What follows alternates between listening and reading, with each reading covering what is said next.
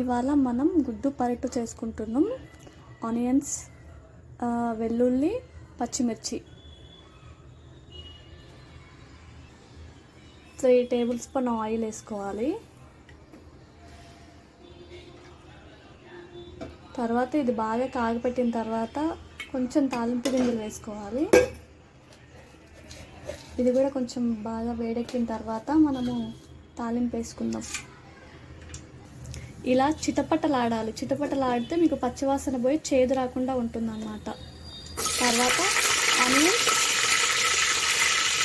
పచ్చిమిర్చి అన్నీ మనం కట్ చేసుకున్నవన్నీ వేసుకుందాం.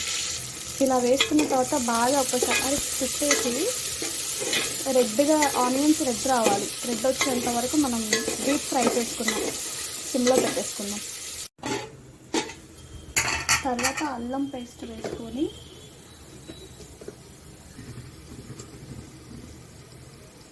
బాగా తిప్పుకోవాలి. రెడ్గా అయింది కదా.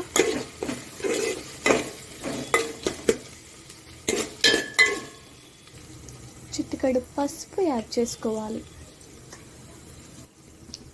ఇలా అయిన తర్వాత టమాటాలు కట్ చేసుకున్న ఒక 5 అది వేసుకోవాలి. బాగా తిప్పి గుజ్జులాగా అయిపోయిన తర్వాత మిగతా ప్రాసెస్ చేద్దాం. ఇలా కొంచెం కొంచెం ఉడికింది కదా.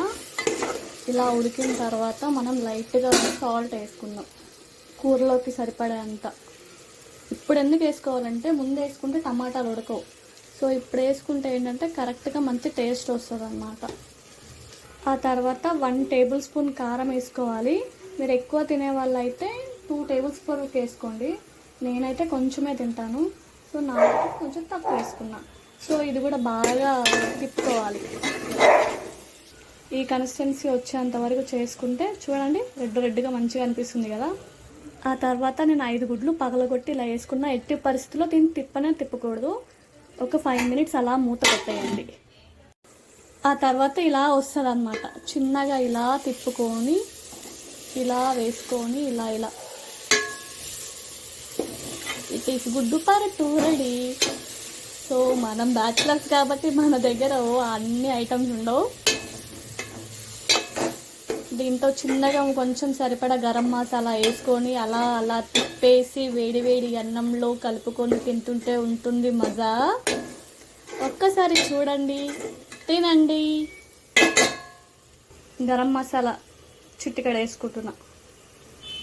మళ్ళీ ఒక 5 మినిట్స్ సిమ్లోనే అలా పెట్టుకొని, 5 మినిట్స్ కూడా అవసరం లేదు, ఒక 2 మినిట్స్ అలా పెట్టుకొని తిప్పేసి ఆ తర్వాత స్టవ్ ఆపేసుకోవాలి.